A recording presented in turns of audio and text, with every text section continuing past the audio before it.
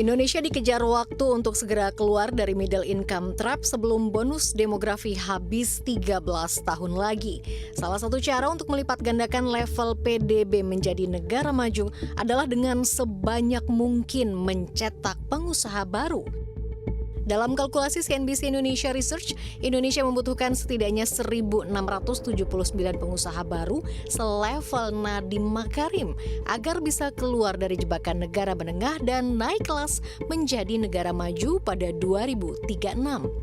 Inilah salah satu alternatif cara melipat gandakan PDB selain kebijakan hilirisasi tambang yang juga efektif menaikkan nilai tambah ekonomi. Presiden ke depan itu harus melihat itu, gitu loh. Jadi kenapa? Ini satu-satunya cara kita melipat gandakan kue ini. Karena yang kenapa? Karena yang 40 ini dia bisa create lapangan pekerjaan, iya kan? Dia bisa memperbesar itu dengan pendapatan masyarakat. Karena kan kuncinya sederhana. Pendapatan kita baru $4.200 per kapita. Kita butuh 12 loh, 12 sekian. Artinya butuh 3 kali lipat. Artinya apa? Butuh pengusaha-pengusaha baru yang bisa membayar atau memberikan gaji 3 kali lipat dari kondisi sekarang. Sepakat dengan riset CNBC, Himpunan Pengusaha Muda Indonesia atau HIPMI berupaya turut mendorong lahirnya ribuan pengusaha baru. Di antaranya melalui upaya mempermudah pengusaha mengakses modal dan pasar bagi para pengusaha baru. Pendampingan bagi mahasiswa dan pengusaha muda juga dilakukan untuk meningkatkan skill, termasuk memberdayakan UMKM. Ya, memang syarat untuk menjadi negara maju, kita harus punya pengusaha dari tingkat populasi itu ya sekitar 10-12%. Hari ini kita baru punya 3,4%, yang artinya dari total populasi 270 juta, hanya 9 juta orang yang hari ini aktif melakukan kegiatan sebagai wirausaha.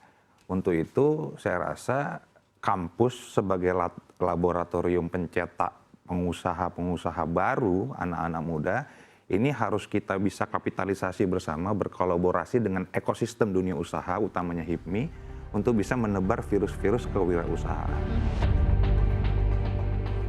Salah satu strategi melipat gandakan lahirnya pengusaha adalah mempraktekkan teori amati, tiru, modifikasi.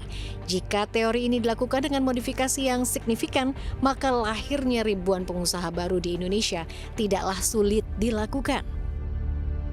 Saya rasa kita on track gitu kan, kita cukup optimis mencapai 1.679 pengusaha baru yang bahkan menurut saya bisa melampaui angka tersebut, karena tadi ya selain kita memang sudah berada di titik yang lebih baik, mindsetnya anak-anak muda juga rata-rata bahkan maunya nih udah.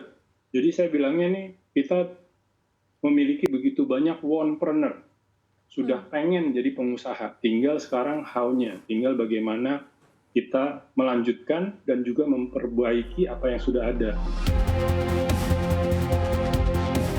Untuk mendukung lahirnya ribuan pengusaha baru, salah satu perusahaan BUMN Bank Mandiri telah 16 tahun menjalankan program Wirausaha Muda Mandiri yang memfasilitasi pengusaha berusia 18 hingga 35 tahun. Bahkan untuk mempercepat persiapan menjadi pengusaha, ada pula program Wirausaha Muda Mandiri Junior yang fokus pada pelatihan guru dan anak-anak.